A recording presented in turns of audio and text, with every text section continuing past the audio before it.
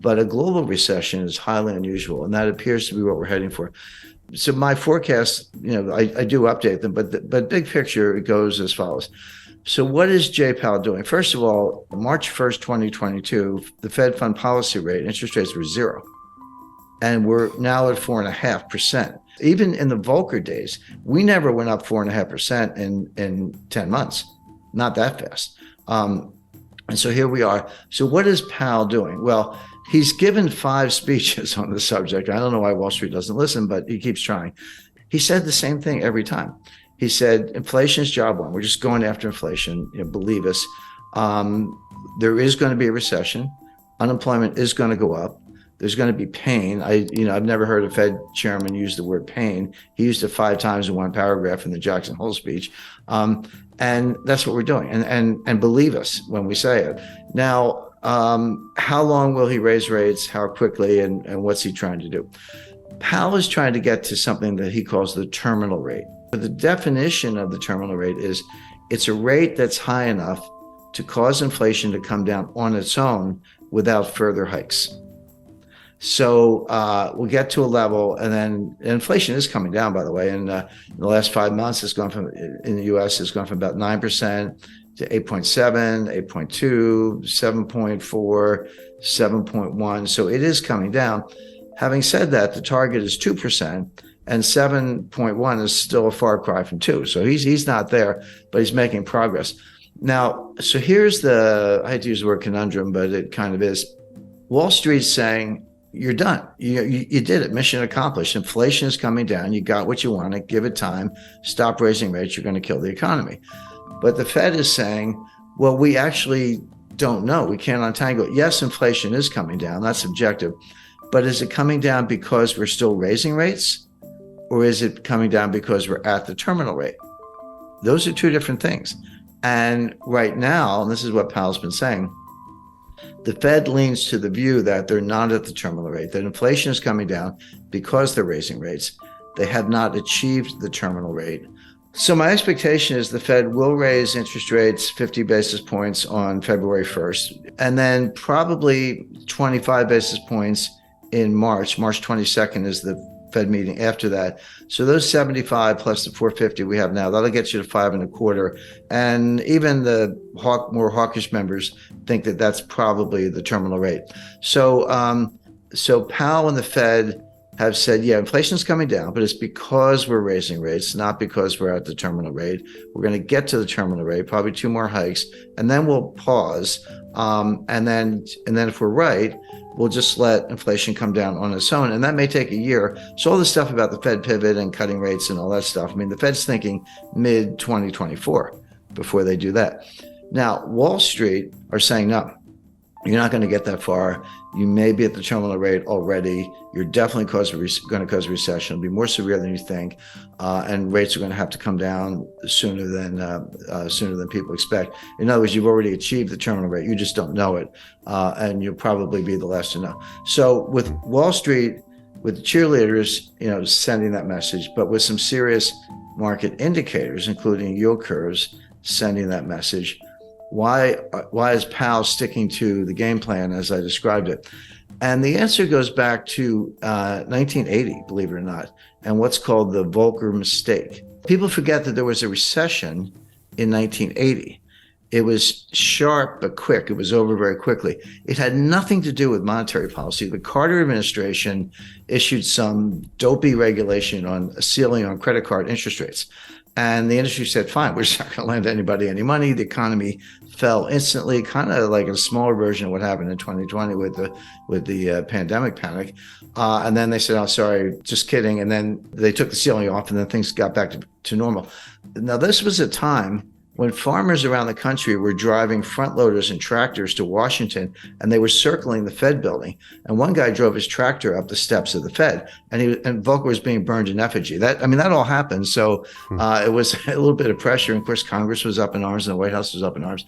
So Volcker, not quite panicked, but he cut interest rates 7 percentage points, not 0.7, 7 full percentage points to deal with the recession, which, number one, was unnecessary because the recession was caused by a policy blunder from the White House, which was quickly corrected. And number two, he had not won the fight against inflation. Well, after he cut rates and we came out of that very quick sort of snap recession, inflation got even worse. And that's when Volcker had to raise rates to 20%. And Volcker, in hindsight, and he said this in his last book, just before he died, he said, we shouldn't have done that. We should have stuck to our inflation mission. So now Powell, remember, Powell's not an economist, he's a lawyer, so he kind of thinks like a lawyer. I can relate to that, looking at both sides. Powell does not want to be that guy.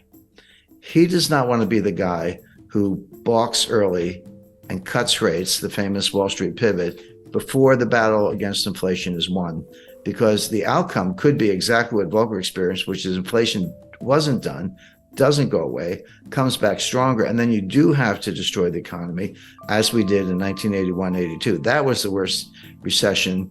That was far worse than the little one in 1980. That was the worst since the Great Depression. We've managed to break that record several times since then, but at the time that was horrific. But Volcker and others have said that was a blunder he never should have done. So Powell does not want to give up the rate hikes too early because he does not want to repeat the Volcker mistake. He does not want to be that guy. And that's what's driving him, even as Wall Street screams, you're already there. So the question is, that's the lay of the land. There's the two competing sides. How does this play out? In my view, Powell probably is there. He probably is at something like a terminal rate. He probably doesn't have to raise interest rates anymore. He doesn't believe that himself. His models tell him otherwise because they're relying on the Phillips curve, which is junk science. I mean, the last time I looked at a Phillips curve, it was flat. At least where I went to school, curve was curved. This thing is flat. There is no correlation between unemployment and inflation. There just isn't. But the Fed thinks there is. So I always tell people, don't. If you want to forecast Fed policy and understand the Fed, don't think like a rational person. You have to think like the Fed, because you have to get inside their heads or else you're going to get it wrong.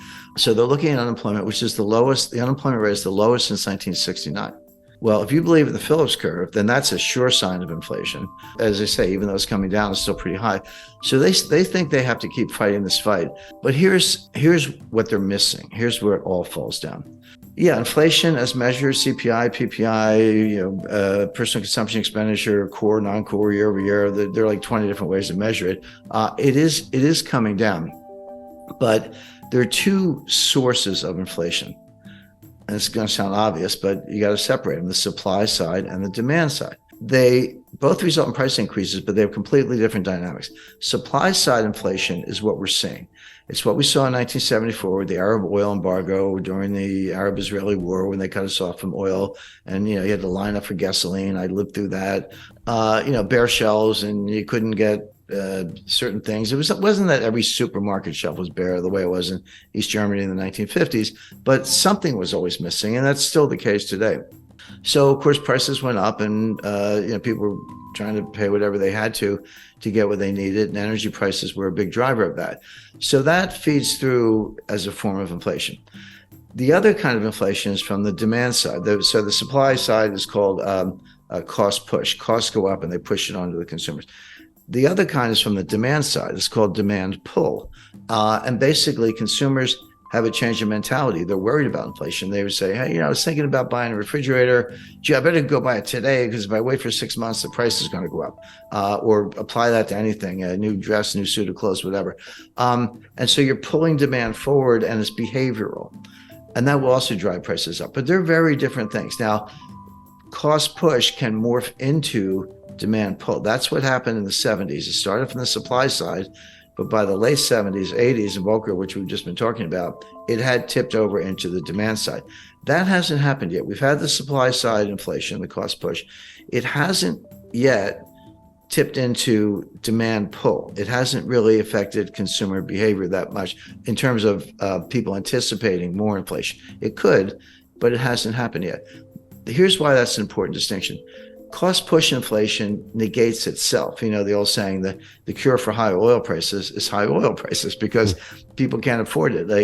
Maybe if demand is inelastic, if you got to fill up your Ford F-150 truck with gasoline to take the kids to school or go to work. But if you're unemployed, you're not buying any gas because you're not leaving the house. So it tends to negate itself, whereas demand pull feeds on itself. Powell has not made that distinction.